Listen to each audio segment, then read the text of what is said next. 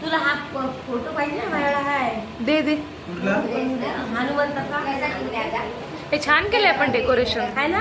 हो मस्तच केलंय. बसा बसा